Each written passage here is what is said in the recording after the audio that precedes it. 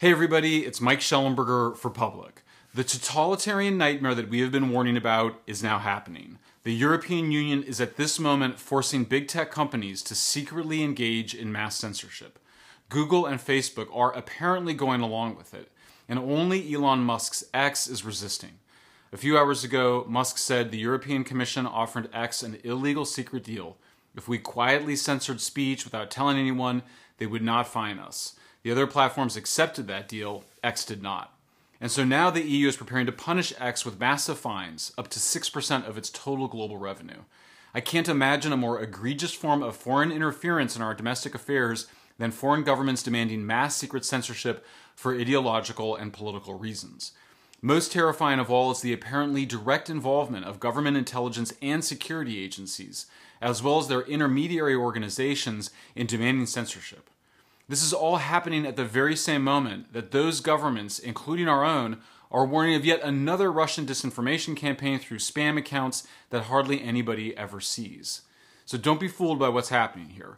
Governments and former intelligence officials in Europe, Australia, Israel, Brazil, and the Ukraine, as well as other nations, are not only demanding censorship, they're also often spreading their own disinformation. For example, the European Union claims that there is more false information on X than on other platforms, and more censorship would reduce it. Both claims are false.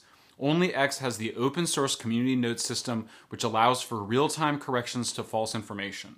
A recent study in JAMA, the Journal of American Medicine, found that 97.5% of the community notes were entirely accurate, 2% partially accurate, and just 0.5% inaccurate.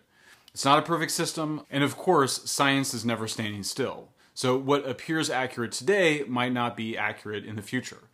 But X's community notes uses more speech, not censorship, to provide context to controversial content. You can still agree or disagree with the original content, even with a community note attached. What the EU wants is for its own committees of experts, not community notes, to secretly decide what we can read and say online. This is unethical and unconstitutional. Another key part of the EU's disinformation is that researchers should have access to X's internal data, which Musk cut off when he bought Twitter. But those people who want the data aren't just researchers, they're censorship advocates, many of whom have very deep ties to the governments in general and intelligence agencies in particular. If the EU succeeds in censoring X, Facebook, Google, and every other major internet platform, then there is no free speech. There is only government-controlled speech. Now, many people rightly worry about the implications of a single person, Elon Musk, being all that stands between us and foreign governments' totalitarian censorship demands. I worry about that too. Our speech is inalienable. It's not something governments give to us or corporations. We need to fight back. While we should be grateful to Musk for standing up to the totalitarians in Europe, Brazil, and Australia, we must build a citizens' movement to fight back. There's 3 things that you can do. First, share this video to raise the alarm. Second, add your email to the list linked below so we can involve you in the future.